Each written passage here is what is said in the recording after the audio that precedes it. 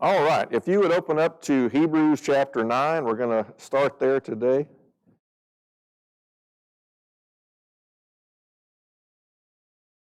I'm kind of hoping that we can make it from verse 15 all the way down to 22 today. I don't foresee that being a problem, but hey, you never know what's going to happen. If you start off just looking at verse 15, I just want you to look at the first phrase. For this reason, he is the mediator of a new covenant. For this reason. So I'm going to have to ask you a little bit. If you look back through the verses that have come, verses 11, 12, 13, and 14, this is the reason. He says, for this reason he is the mediator of a new covenant. And I just real quickly want you to think back through verses 11 through 14. There's something that's given that is higher. There is something that's given that is greater. There's something that's given that is deeper. I just want you to kind of use this as a review, because if you don't have these things in mind in verses 11 through 14, the impact of verses 15 through 22 just won't be as great. So if you look back just at verse 11, what is given that is higher?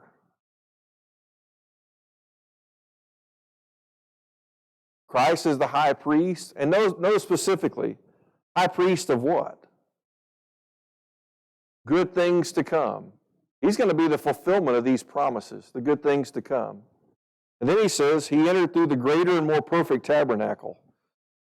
So realize what is setting Jesus apart from the things that they have known in the past. Look at what he's offering. He says, now he comes as the high priest. How is he better than the high priest that followed Aaron? He says, he's offering the good things to come. And he's entered into a place that no one of the line of Aaron could enter. He talks about here a greater and more perfect tabernacle.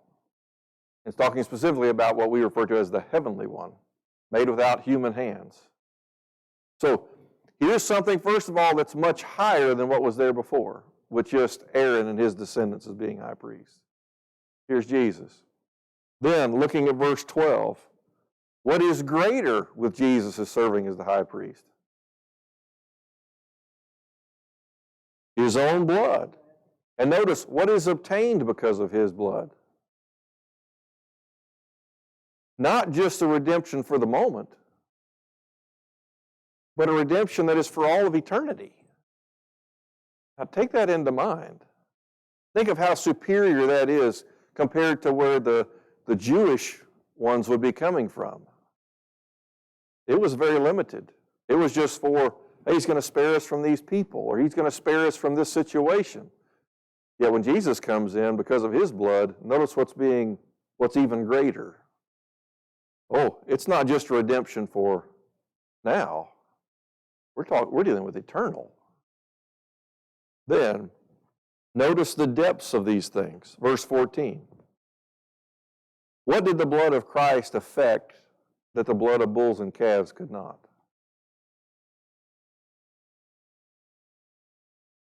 Okay, it's offered through his eternal spirit. It could actually affect what was on the inside. The old covenant only dealt with the outside, right? It dealt with ceremonial cleansing. It dealt with those kind of things that were outside of the body. It offered a promise of forgiveness, and realized Jesus is where that forgiveness was going to come. But here to go, actually able to cleanse your conscience. In the Old Testament, the word conscience only shows up one time in the New American Standard Version. And to go, the reason this is very seldom brought up, there wasn't anything that was going to change about it. The conscience wasn't going to be cleansed under the old covenant. But now that you come to a deeper new covenant, he says, I'm going to affect you all the way down to the way you think and what you take in conscience. Conscience is about what you know. He says, now I'm going to give you something beyond what you could ever know on your own. Now, so you think, all right, for what Jesus brought, It's higher in the terms of the good things to come, a greater place that could not be touched, greater in the sense of obtain eternal redemption through the blood of Jesus, and it would affect you deeper because it could actually get you all the way down to the soul and conscience. Now, I know it doesn't bring up soul here, but you know it in other places. So in verse 15 starts, for this reason, look at how much His blood can affect. He says, in a higher, greater, deeper way, He says, for this reason He is the mediator of a new covenant. Because He can affect you down to the very heart of who you are and your conscience. Because through His blood you can obtain eternal redemption. And He's going to be able to take you before the very presence of God. Now, remember what's going on in the book of Hebrews. What are these Hebrew people wanting to do? They want to go back to the old. What do you see the Hebrew writers here doing? What are they showing about the old comparative to the new? The old is temporary, inferior. The new is better and eternal. And you realize of greater magnitude by far. So for anybody who is coming to that conclusion, they start coming through these verses. What should they come to recognize?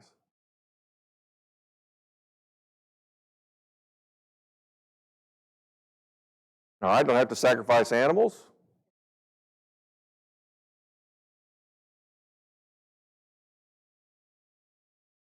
Instead of just once a year on the Day of Atonement or whenever they would go and offer up the sin offerings.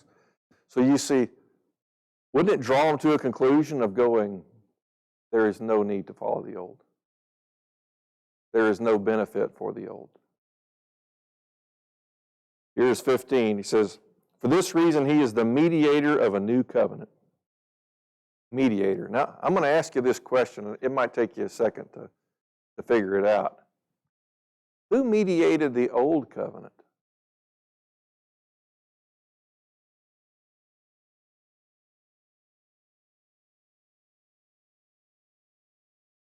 All right? Remember, old covenant begins at Mount Sinai. What was it? Moses. We'll see that more clearly as we go through. But what you see Moses do, he stands between God and Israel. If you remember, there's even a time God says, I'm going to destroy Israel. And God says, and Moses says, if you're going to destroy them, then destroy me too. He goes, no. And he says, and realize too, it's not like God changes his mind and says, okay, I won't destroy them. He says, I'll destroy them in the wilderness. I won't destroy them now. Because they've still done things that are worthy of death. He says, but I'll be long-suffering. Now, here's Moses working as the mediator of the old covenant. And when you think in terms of mediate, it literally means to divide into two halves. In other words, there's responsibilities that God has, there's responsibilities that we would have. Now, as it comes through, then he uses this term, and I know this word gets used a lot, and I want to make sure that we got a good grip on it. He says, a new covenant. Now, people hear covenant, and we want to kind of reduce it down to a promise, or we want to reduce it down to just something that's put in place like a contract. Those are words that kind of hit it, but it's just not the same thing. So often in our day and time, we just don't speak in terms of covenant. As you stop and kind of think through those things, you go, what is a covenant? And even the words, I tried to just dig through and find something that best encapsulates it, but I still have great difficulty. But here's what kind of we're at today. A mutual agreement to do or not do something. Now, it's something that is mutually agreed to. There are terms that are given, and they're either accepted or denied. Now, once again, we want to go to contract, but that's not really the idea.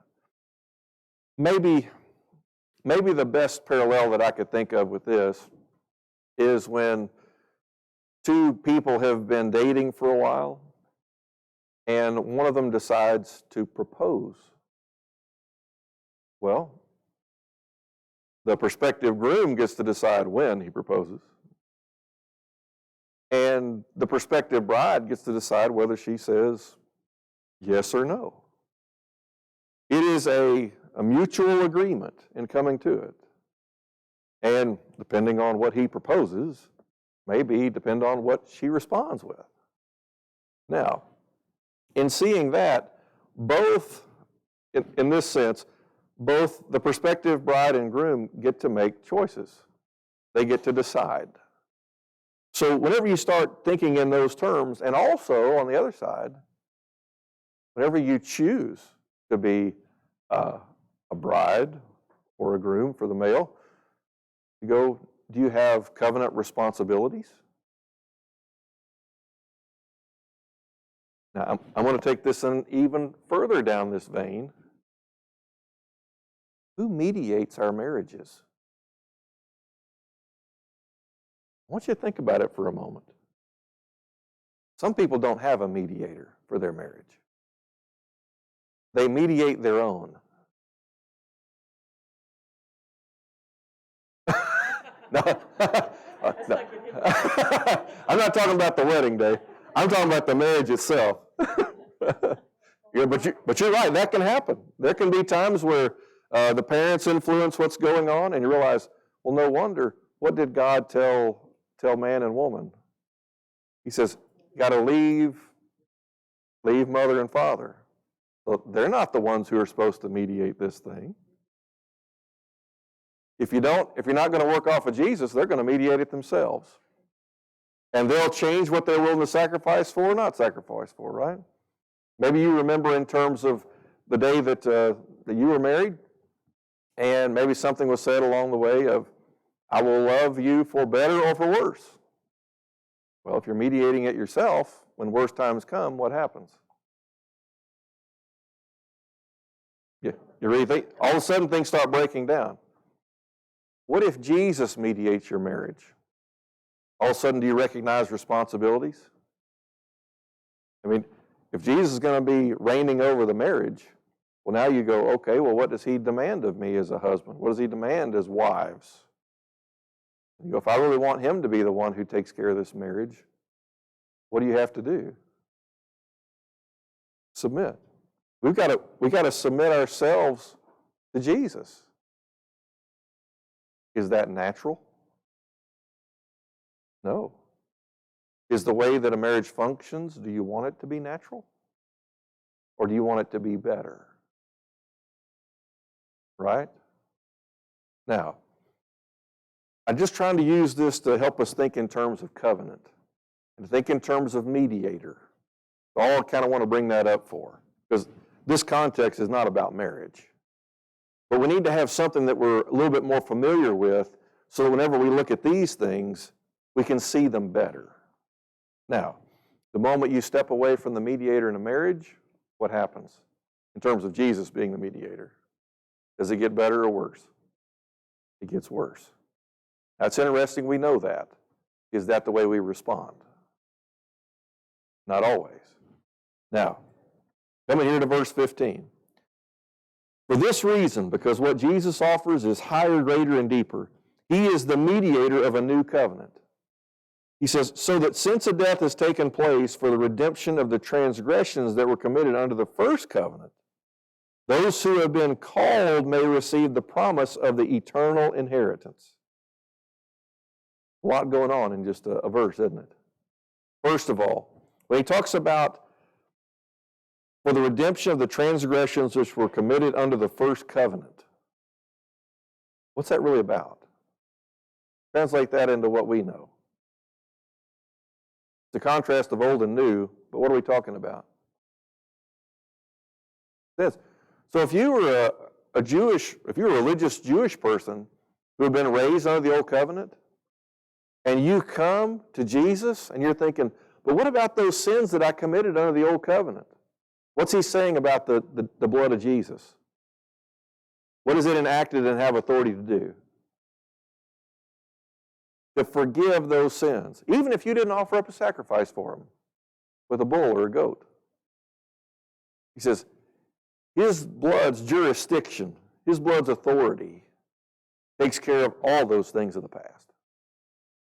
Now, you probably run into people from time to time who have things they did in their past they are so ashamed of, and they don't recognize the authority of Jesus to forgive it. And what do they walk around in? Guilt. Remember, what's this blood supposed to cleanse us from? All those dead works. He says, all those things that came before. He says, his blood covers all the sin, not just pick and choose. Do we trust that?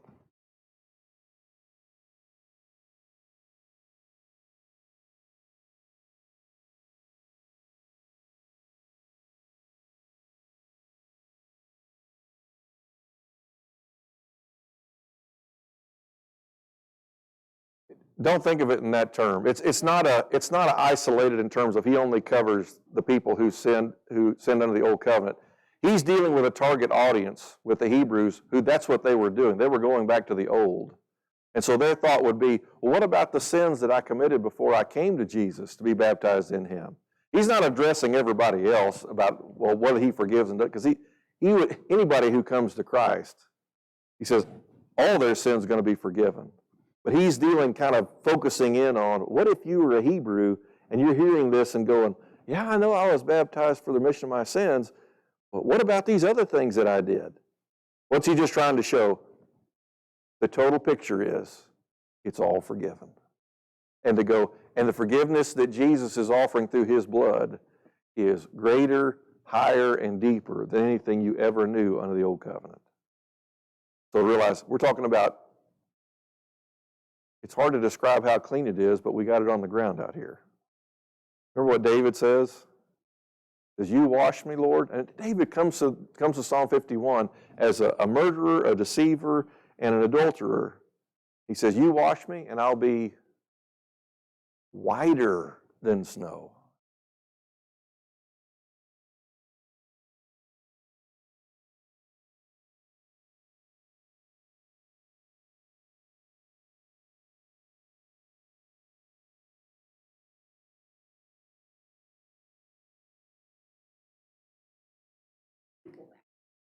Don't try and take it and make an application way back.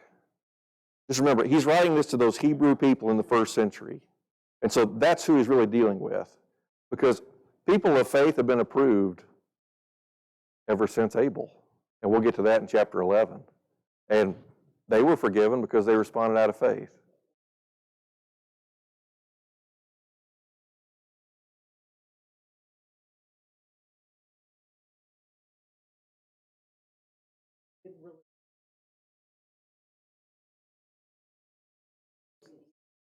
The non-religious. Do you know what the first century word was for a non-religious Jew? Sinner. That was the first century word. A non-religious Jew was called a sinner. Now, that's a word that gets moved in a lot of directions, doesn't it? And so you think about, what if you weren't religious? Didn't matter. What matters is coming to Jesus. And to think that's what takes care of a blood relationship in a covenant. Maybe that helps a little bit. Maybe after class we can talk a little bit more. Notice how he continues here. He says, since the death has taken place for the redemption of the transgressions that were committed under the first covenant. In other words, Jesus' death covers even those things if you bring them in. He says, those who have been, notice the term he uses, called. Now, just because you get a call on the phone, does it mean you've already agreed to something? Aren't you glad, telemarketers? I mean, just because they call doesn't mean you have an agreement. It just means they called. He says, but here are people who were called and they responded to Jesus. He says, those who have been called may receive the promise of the eternal inheritance. He says, what happens when you step into this new covenant with Jesus? What's the promise? It's an eternal inheritance. Not just limited by this temporary world. We're talking about in terms of eternal. Usually when we think in terms of inheritance, people think in terms of physical stuff. And he says, this inheritance is so far beyond what is just physical. He says, and it lasts much longer. Now, Doesn't that bring us up to the very next thought in terms of usually whenever there's an inheritance, it means what has happened? Someone has died. Well, welcome to verse 16. For where a covenant is, there must of necessity be the death of the one who made it. Oh, for where a covenant is. Now, let's use the word, if anybody's reading the King James Version, what word does it use instead of covenant? Testament. Now, I want you to think about testament. When you think of the Old Covenant, people think Old Testament. People come to the New Covenant, New Testament. Now, let me make sure and clear this up before we get going a little too far. The Old Covenant began at Mount Sinai. Now, all the book of Genesis comes before Mount Sinai, right? In chronological events. Even the first 23 chapters of Exodus come before the law comes at Mount Sinai. But just because we pick up our Bibles and it says Old Testament, realize not all of it covers the time of the Old Covenant. Now here's something else for you. When you turn over to the book of Matthew, and you get to what we refer to as the New Testament, when does the New Covenant begin? Not until the resurrection of Jesus, or you could even say Acts chapter 2 when it's offered to man. So realize Matthew, Mark, Luke, and John, even though we call this in the New Testament, they're really under the Old Covenant. I'm trying to say this just as plain and simple as I can. I don't want to confuse us. But in seeing those things come through, he makes a statement here. For where a covenant is, there must of necessity be the death of the one who made it. Whenever we think of someone who passes away, a lot of times the family has a question. Did my loved one or relative have a last will and testament? It's the word we use, isn't it? And when does that testament become valid? At their death. They may say in their will or last testament, you know what, whenever I pass away, I want my house to go to my daughter, and she says, okay, well, Dad, I'm ready to move in. Well, we haven't gotten to the terms yet, right? Now, and there may be within that will some things that have to be carried out before those things happen. There may be a debt that's owed to an estate, and say, once you pay the debt, then you'll have a house to live in. All of a sudden, there are things that have to be brought together. Well, if they don't perform paying off a debt, not going to get the house. See, there's an agreement being placed in order. If you want this, there has to be a movement. You have to have a mutual agreement. Now, so you come to this, he says, where a covenant is, there must of necessity be the death of the one who made it. Now, under the Old Covenant, who died to enact that covenant?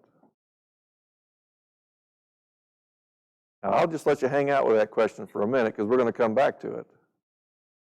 Whenever you think in terms of the New Covenant, who died to make that one valid? Jesus did. His death means so many things in so many areas. I hope we come to appreciate the death of Jesus. It's hard to describe everything that was affected. He says here, there must of necessity be the death of the one who made it. Just like a testament, last will and testament doesn't become valid until there's a death. And what's so unique about Jesus? He had a death, but what did he also have? A resurrection, which makes him different than any other person who was establishing a covenant. There were other people we know that were raised from the dead. They weren't establishing a covenant. Then, notice here, I want to go back to our marriage analogy for covenant. We talked about it a little bit. God talks about in Genesis, says therefore a man must leave his parents in order to be married. Same goes for the wife. Realize whenever the groom and the bride meet, isn't it ironic that we call it at the altar? It's going to be sacrifice. I mean, it's interesting that's the terminology we use. It didn't necessarily come that way, but to go at that day, both are saying, if they're going to let Jesus mediate their marriage, I'm dying to myself. It is the death of a single man and the death of a single woman. They can't keep on doing what they've always done. I mean, what would you think if all of a sudden, man and bride and groom married, husband and wife now, and he still goes out on dates with his old girlfriend? He can't act like a single man anymore, right? I mean, you realize how much trouble that would be. You would say, well, that's not honoring what we agreed to. Because, see, he had to die. The single life is over. It's time to enjoy the relationship. You see how covenant changes things? Now, here as it continues, verse 17. For a covenant is valid only when men are dead, for it is never enforced while the one who made it lives.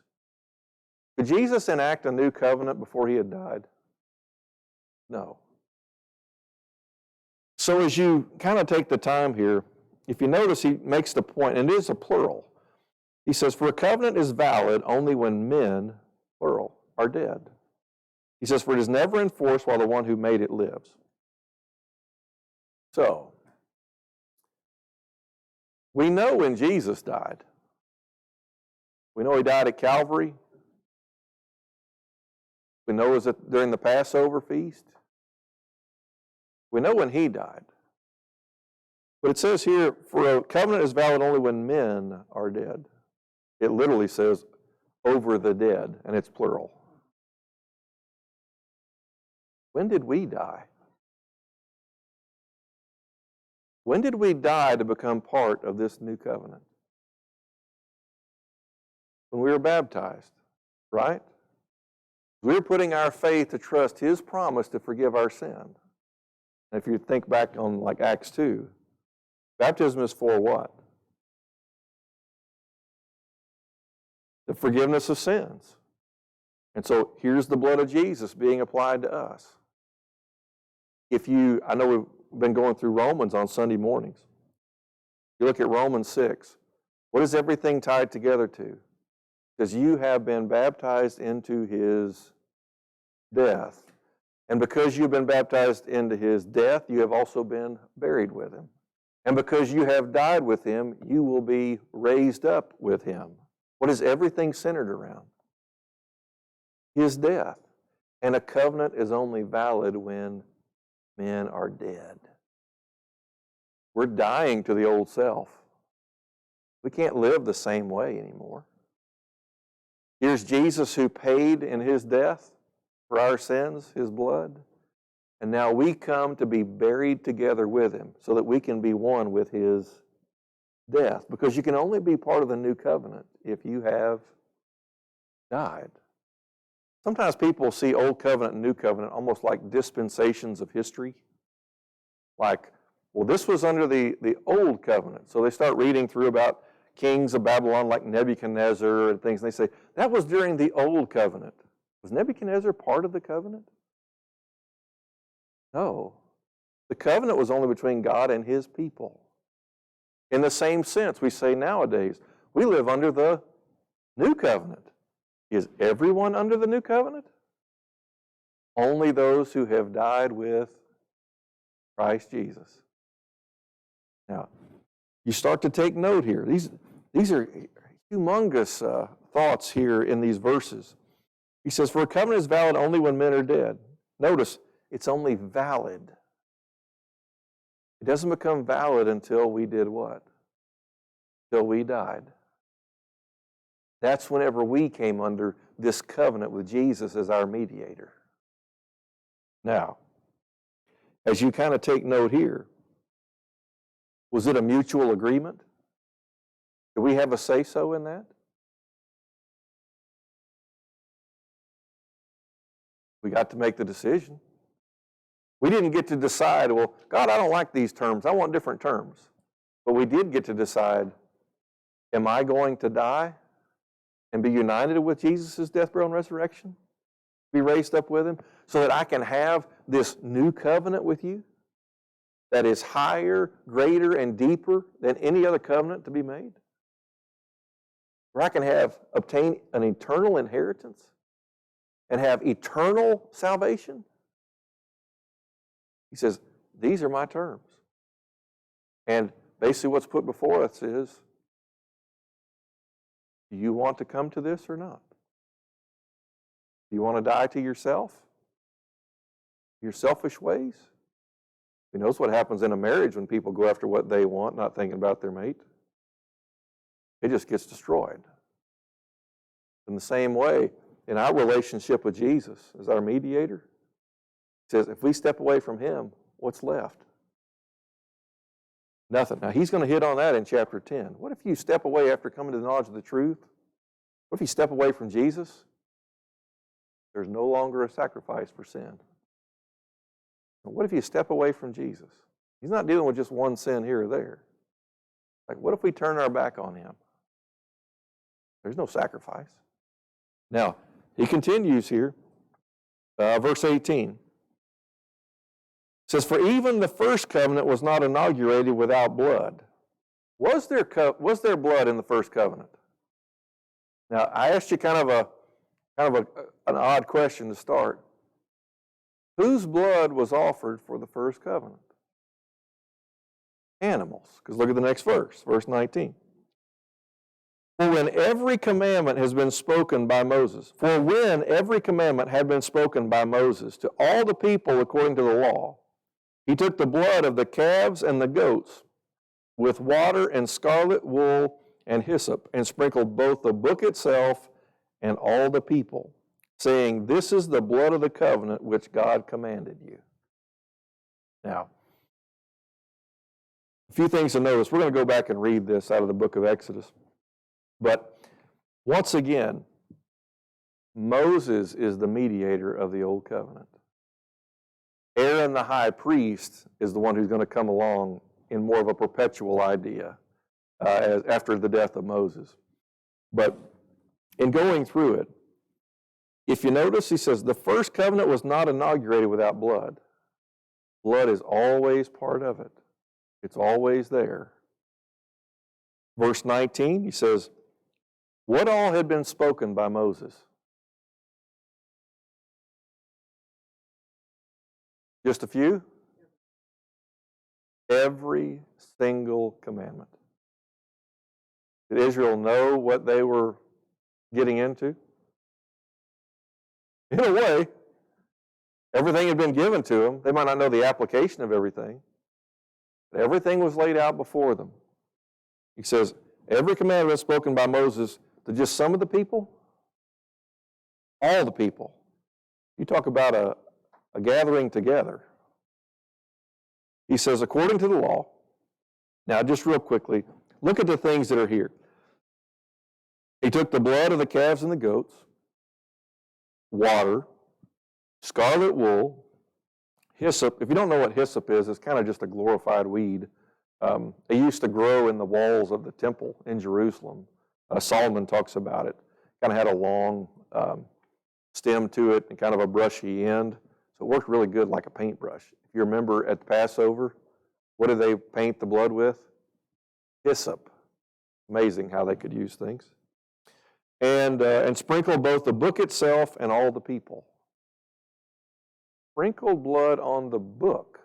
What book is he talking about? The commandments. And on the people. And notice, what was the terminology they used for this in verse 20? This is the blood of the covenant which God commanded you. Now, I want you to see this kind of in a bigger scope I want us to actually go back. Look back at Exodus chapter 24. I think you'll see all these things come together. At least that's what I'm hoping.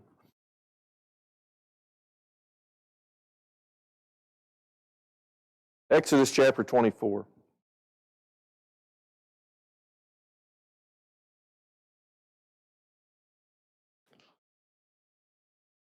Exodus chapter 24, look at verse 1. Then he said to Moses, "Come up to the Lord, you and Aaron, Nadab and Abihu, and 70 of the elders of Israel, and you shall worship at a distance." So he invites, here's the Lord talking, he invites Moses, Aaron, Nadab and Abihu are still alive, so keep that in mind. He says, 70 of the elders of Israel, and you shall worship, but at a distance. You can worship, but you're not going to be really up close. Verse 2.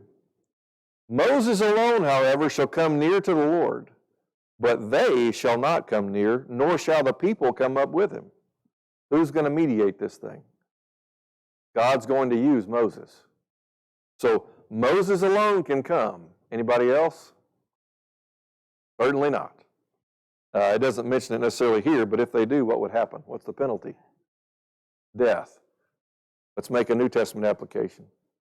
If Jesus isn't the mediator, then where does that leave you? Dead. Now, he continues, verse 3.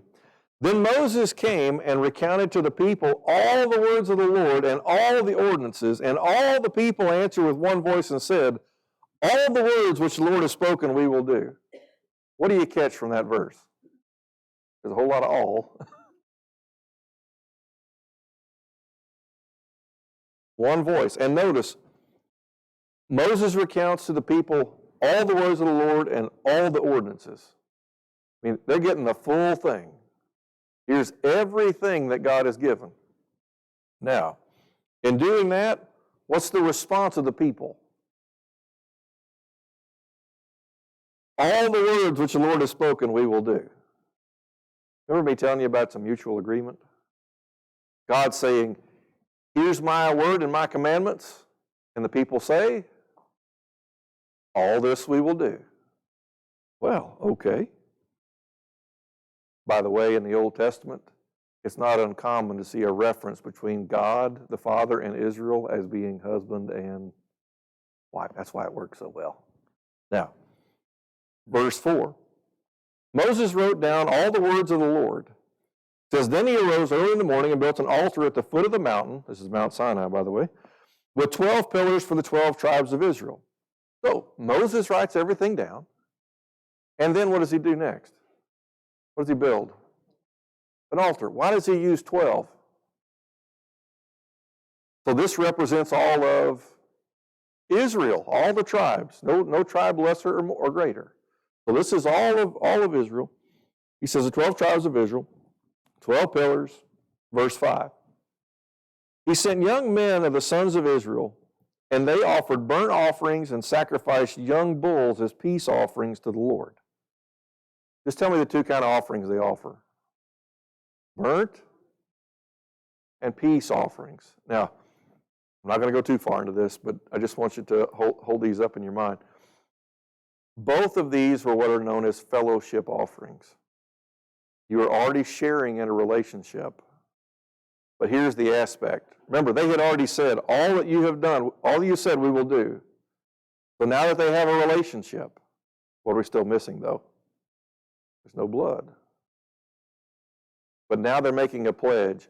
We are going to give. A burnt offering said, because if you take a burnt offering, you were going to burn it down till it was nothing but ash. It was saying, God, I give you all of me. The burnt offering said to God, God, I'm giving myself, I'm dedicating myself completely to you. When you come to Jesus, what are you offering? God, I give you all of me. All of me. I'm not going to hold back any role or hat that I wear in life. I'm not going to go after my own path, my own way. I give you all of me. That's a burnt offering. A peace offering is where you share in this relationship together. I'm going to stick with our marriage analogy here.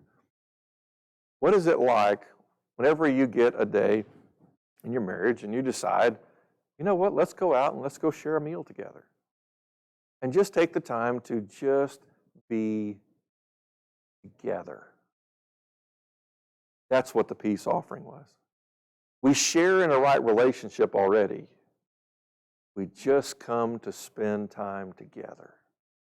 So if you take a time during the day and you open up the scriptures and you're just going to read and listen to the voice of God, what are you sharing in? Peace, our time together. If you think in those terms of going, whenever we pray to God, we're sharing in the relationship, right? Isn't that what it is? And may we be just as diligent to read God's word as we are to offer our words to Him in prayer.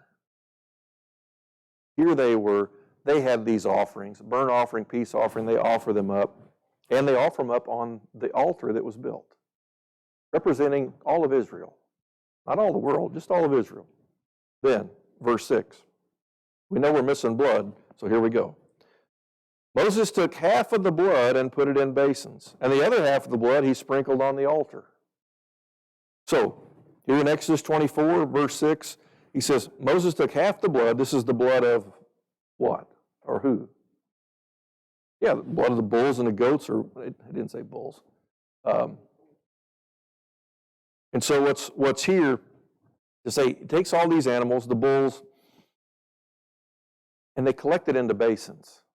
Now, that may sound pretty sick to you, but realize the idea of life is in the blood. So they have these basins and they're collecting the blood from these animals. And they took half. Think about what it would take to just be half. Somebody has to do some counting. Remember talking about mediating, be about half and half? Here we go.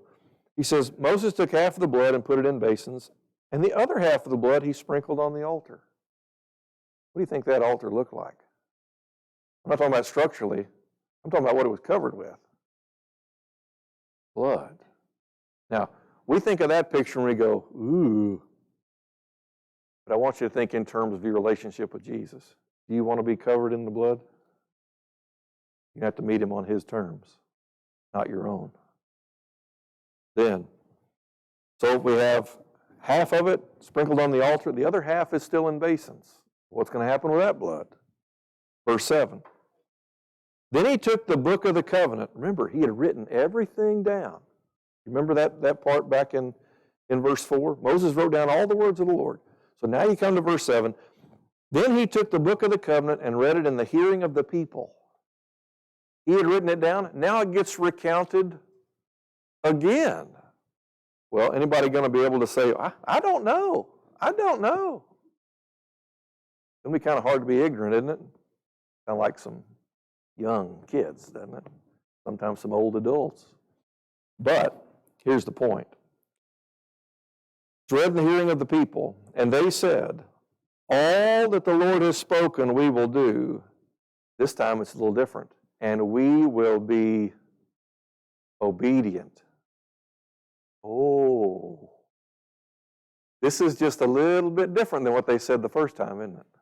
And is it a big difference? Oh, it's humongous. Now, does this represent the burnt offering very well?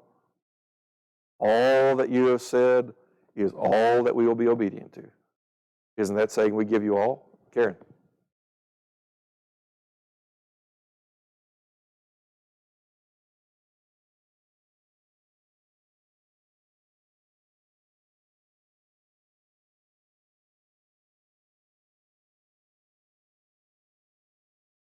Right.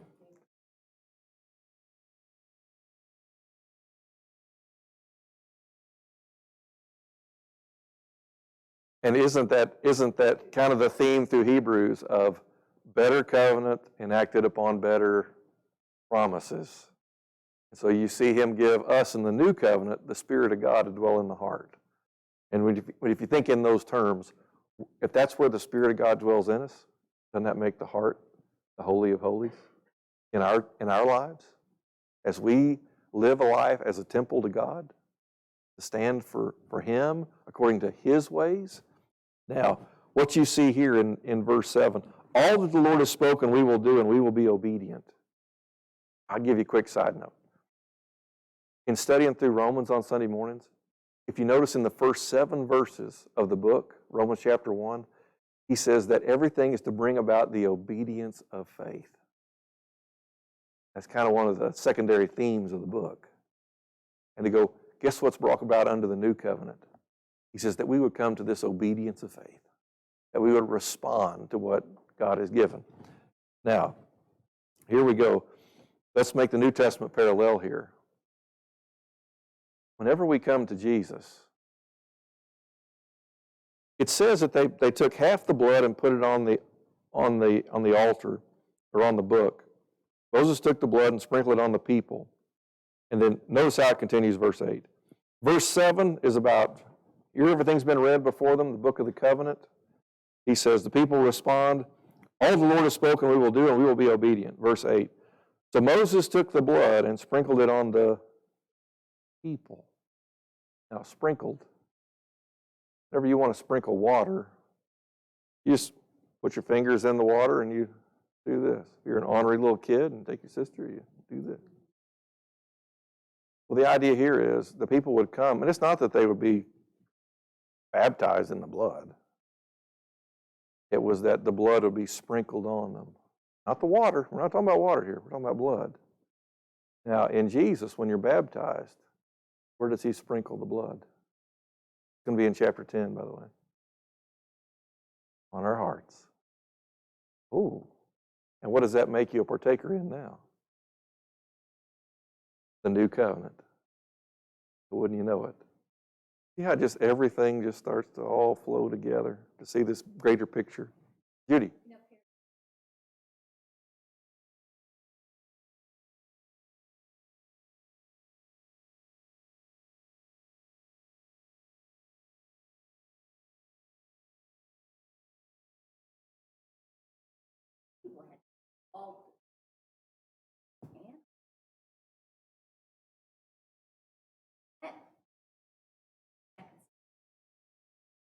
So blessed. We are so blessed.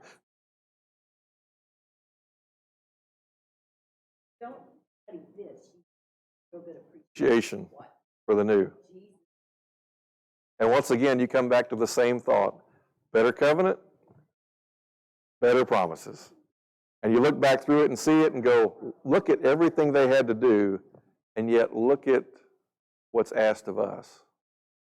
Now, once again, if you notice it here in verse 8, he says, but Moses took the blood and sprinkled it on the people and said, behold the blood of the covenant, which the Lord has made with you in accordance with all these words.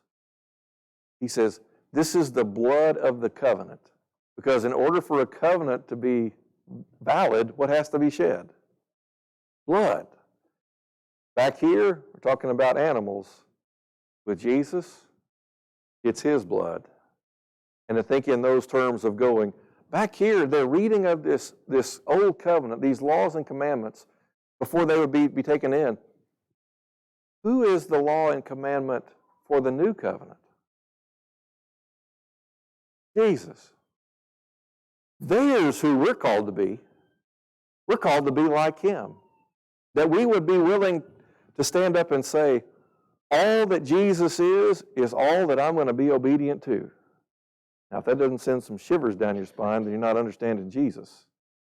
And we think, well, that's a high calling, but we have a spirit to work off of to enable us to do it. We don't need to back down from that. And to go, this is the desire. It doesn't mean there won't be sins and mistakes. But to go, we serve within a covenant that offers forgiveness and a cleansing that's continual, to walk with him. And that should help us to know, striving to be like Jesus in everything, to walk like he walked, and to say, and I will be obedient. I will not rebel. I will not go after myself. I died back there, and I'm going to stay dead. I want to be alive to God. Now, in looking through what's here, I hope you've already thought about this 10 times since we've read it. The blood of the covenant. Now, what other place in the New Testament do you know that phrase shows up? When Jesus is in the upper room with his 12, no matter whether you read the account in Matthew, Mark, or Luke, there's one thing they are all consistent on. This is the blood of the new covenant in my blood. So, whenever we gather together on the first day of the week to partake of the supper, why do you think we're partaking to remember the blood of the covenant? Why is that so vital for us to understand? Do we have responsibilities under the new covenant? Have we given ourselves completely to Him? I don't know that it's an intended purpose, but there is something unique about now that we all kind of get to hold that little cup. After you partake of the blood of the covenant to remember Jesus, notice that that cup is empty. And notice what Jesus gave. He gave His all. And where does that leave us? That we would give our all, knowing that sin is covered, that the eternal inheritance is paid for, and that we get to serve as Jesus is our mediator before God. Jesus is high priest, greater, higher, and deeper than anything else to be compared with. And to go, am I following in the new covenant to live and act and strive to think like Jesus and have the power to overcome? Because that covenant's only valid when men are dead, you and me included. Have we died to self? That's something we need to be reminded of every week. And so whenever you hear, maybe it's read before the supper, and they read the verse about the blood of the covenant, let your mind go here. It's not the only thing you can think about. You'll be far benefited by thinking about it. Am I giving my all out of obedience to Jesus? Have I overlooked something in my life that I'm not? Help me to see it. Now come back over to Hebrews chapter 9 real quick. So you see verse 20, and by the way, in verse 19, it brings up water, scarlet wool, hyssop. All those things are present at the death of Jesus. Remember, they lift up something to Him on a branch of hyssop. Remember, before He's crucified, He's wearing a purple robe that because of His blood turns scarlet thread, scarlet wool. And then to go in terms of also water, when they pierced the spear into His side, what comes out? Blood and water. Everything present. Just like a shadow to the substance of the death of Jesus. Now, verse 21. And in the same way He sprinkled both the tabernacle and all the vessels of the ministry with the blood. Now, you notice it says tabernacle? From what we just read in Exodus 24, tabernacle wasn't built yet. Because you want to know what Exodus 25, 26, and 27 is all about? The building of the temple, or the tabernacle. Don't say temple, tabernacle. So, and later on, here's where it's going to be. Where did Jesus go? Didn't He anoint the true tabernacle in heaven with His blood? Whoa. See, just parallel after parallel after parallel. If you were a good Hebrew and you had read your Old Testament, you would be looking at this stuff with your jaw just hanging down to the floor. How did I miss that? Then, verse 22. And according to the law, one may almost say all things are cleansed with blood, and without shedding of blood there is no forgiveness. Because you can almost say that. There's one exception. And notice he uses the term cleansed and forgiveness. Cleansed is about outside, forgiveness is about inside. Remember, old covenant could only touch the outside. New covers the whole. But he brings up one may almost say all things are cleansed with blood. Without shedding of blood, there is no forgiveness. The one exception was And it's a wonderful exception.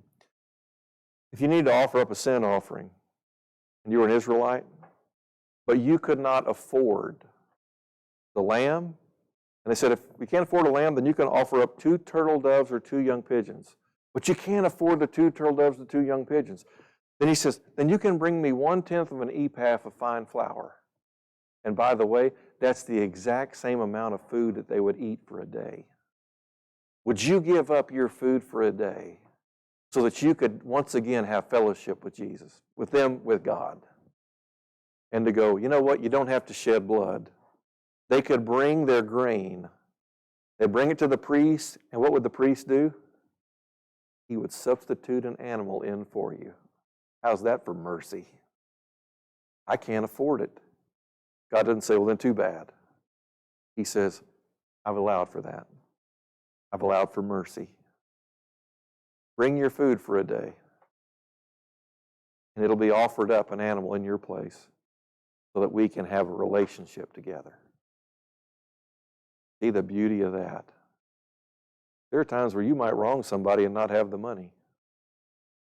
What's God looking at? He's looking with mercy at the heart.